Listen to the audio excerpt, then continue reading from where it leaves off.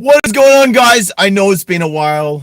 I've been very busy. I do apologize, but I'm here right now, and I saw something today I just couldn't wait to bring to you.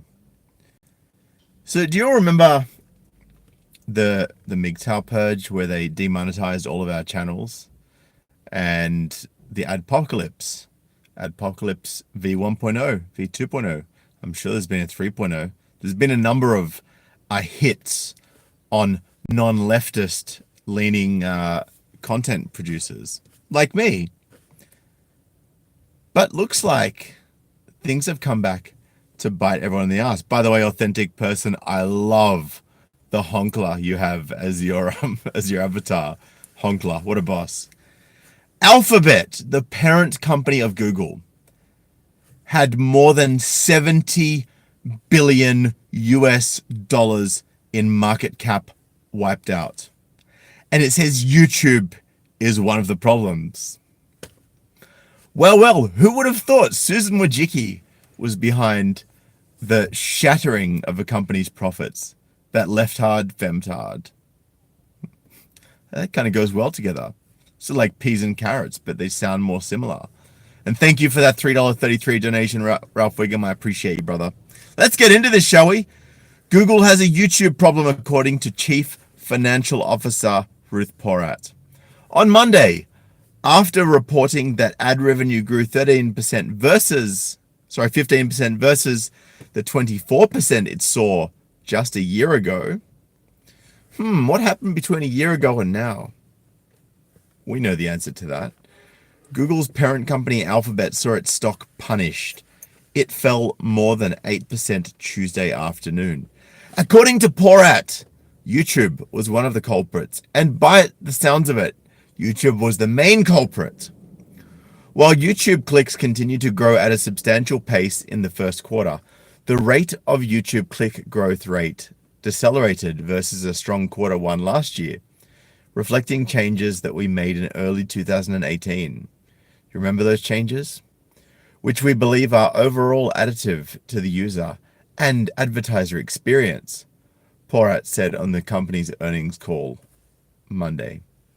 Porat didn't expand on precisely what changes at YouTube led to the poor ad revenue growth, and Google isn't saying anything beyond her statements from Monday. But if you wind the clock back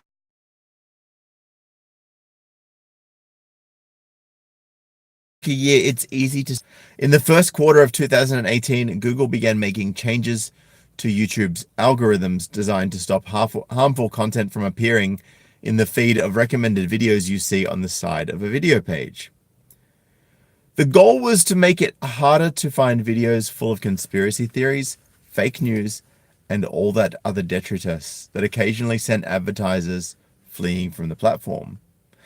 And I think by detritus that sent advertisers fleeing, they meant social justice warriors piling on to any company that dared have their ads on any right-leaning or even conservative or egalitarian page, for argument's sake. Instead of YouTube directing you to a conspiracy theory about the latest school shooting, you were shown related videos from authoritative news sources the company considered worthy of bringing you accurate information. You know, like CNN. On top of that, YouTube has removed millions of channels. Wow, they've removed millions of channels. I knew they'd been removing a lot of channels. I didn't realize it was millions. That shit's crazy. YouTube has removed millions of channels and videos that violated the company's harmful content policies, most notably Alex Jones. But all of those garbage videos,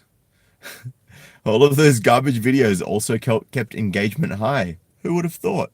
The videos that people actually like watching. It kept YouTube users tuned into their feeds beyond the video they came to watch, even if the company said they only make up less than 1% of all videos on the site. No, they didn't make up less than 1%. They made up more than 1%. YouTube is trying to make out like they make up less than 1% because they don't want to acknowledge that they removed a significant portion of the videos people actually like to watch on YouTube. Because God forbid Susan Wojcicki take accountability for destroying the company she was chosen to lead. YouTube was literally incentivized to keep its algorithms pumping junk. I put the quotation marks there, but it wasn't actually quoted in here. It was just calling it junk verbatim. Pumping junk to the top of people's feeds so people would keep watching and the ad dollars would keep flowing. A devastating Bloomberg report earlier this month showed that for years, YouTube executives ignored warnings from their own employees. You mean the social justice warriors that work for them? From their own employees that the misinformation and nastiness, aka anything that hurts their feelings, nastiness on the site had gotten out of hand. For a long time, they chose the money over managing the mayhem. Today, YouTube says it's serious about cleaning up the issues that have plagued the site for years. But that cleanup appears to have come at the short-term cost of ad revenue growth. No. Not the short-term cost, my friend. Not the short-term cost. This is going to hurt you in the long run until you start to put the content producers back on your platform with monetary incentivization, despite all the SJWs screaming in your ear. It's going to continue to happen that way. But let's get back to this. So, yeah, they're serious about cleaning up the issues that have plagued the site for years, but that cleanup appears to have come at the cost. Yep. Although it's possible that POWR was referring to other types of changes or engaging in some selective disclosure. Selective disclosure from a feminist? Gee. What a surprise. To guide investors away from other reasons for the growth slowdown. Investors punished the company on Monday by vaporizing more than $70 billion from its market cap. Because, you know, investors are actually the ones that bring the money, not the social justice warriors that can't afford to buy anything that you advertise on your site because they're working as baristas. Someone just said, YouTube approves of calls to violence if it's against Christians and conservatives. Oh, that's a whole new video. That's a whole new video. Here we go. But if YouTube can fix its content problems, aka letting people back on the site to make money that actually interest people, if YouTube can fix its content problems and continue to grow beyond its nearly 2 billion users, it has a chance to benefit in the long term. The new system is still far from perfect, as the New York Times' Kevin Roose pointed out in an interview with YouTube's chief product officer, Neil Mohan. It's still possible to fall down a rabbit hole of horrible videos. Oh, horrible videos, MGTOW videos. People telling guys not to date women. Yeah, there's reasons for why we say these things, guys. But based on Porat's comments, the changes were effective enough to hurt YouTube engagement. In a statement to CNBC, a Google spokesperson downplayed the amount of revenue generated by bad content on YouTube. The statement did not address the impact removing that content had on revenue growth. There's a misconception, apparently, that YouTube makes money off of recommending radical content, but the truth is that very little of this content makes any kind of meaningful money. Right? That's why MGTOW was making so much, because it's not radical, it's logical. I think about 6 to 7% of my subscribers are female, right? Which tells me that this message is resonating with more than just men. There are women who are sick of the feminist bullshit as well, right? And while things are never going to return to a traditional model, I think a lot of people, including some guys, wish it would.